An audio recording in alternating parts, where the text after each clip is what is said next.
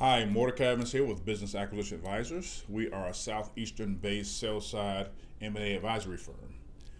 Our number one goal when we work with clients is to create leverage for them so they don't leave money on the table when they exit. So today we're going to start a new video series entitled The Process of Selling a Business.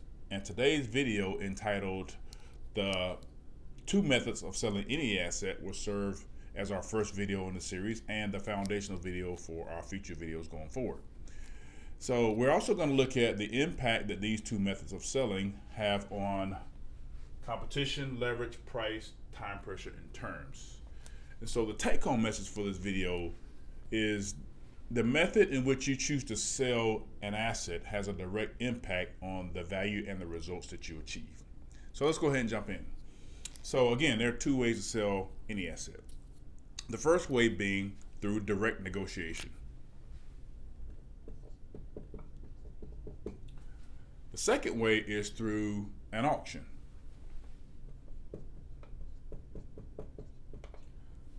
So from a competition standpoint, a competitive standpoint, in a direct negotiation, there's very little competition involved and very little competitive pressure because you only have one seller and one buyer. However, in an auction, there's tremendous competition because you have multiple buyers vying for the same asset. And instead of seller versus buyer in an auction, you have buyer versus buyer. So the buyers are competing with one another for the asset. When you think about leverage in a direct negotiation, leverage starts off being neutral.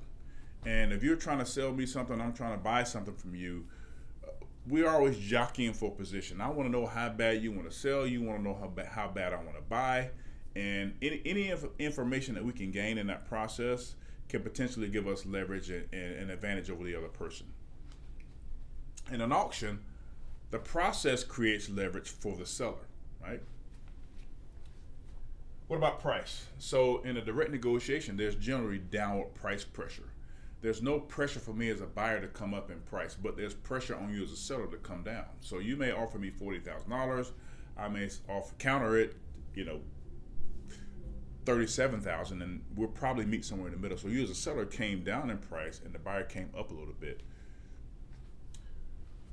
So in an auction, of course, there's tremendous price pressure and upward price pressure, and so. Again, you've seen the Barrett-Jackson auctions where they get a bunch of folks in the room and the paddles start flying up and the price continues to go up on that vehicle. So we know what an auction can do to price. What about time pressure? So in a direct negotiation, there's very little time pressure on me as a buyer to act. I may come and look at your vehicle and say, hey, I'll get back to you next week. But there's no real time pressure on me to act. And you as a seller at that point are caught with two things. You can wait for that buyer, or you can go out and try to find another buyer, but that takes time and effort. When you think about an auction, there's tremendous time pressure on the buyer to act, right? Because if they don't act or they don't raise their paddle when that vehicle is on the auction block, they lose the opportunity to acquire that asset. What about terms? So in a direct negotiation, terms are fairly negotiable. I may offer you, once we come to a meeting of the minds on the price, then I may say, hey, I'll give you this much today and I'll give you this much next week. And so they're negotiable.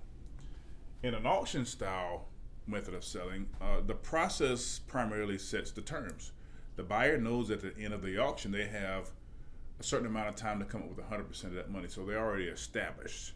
And when you think about an auction, you very rarely hear or see the seller in an auction. They're usually somewhere observing the process and watching the value of their asset go up. So today is our foundational video, and one thing I want you to remember is when you think about price is 100% subjective.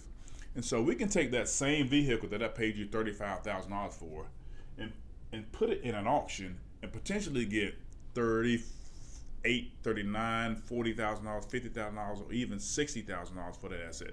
So the method in which you choose to sell an asset does matter, and it does have a direct impact on the results that you achieve. And later on in this video series, we're going to talk about how we can apply some of these principles to the sale of a business.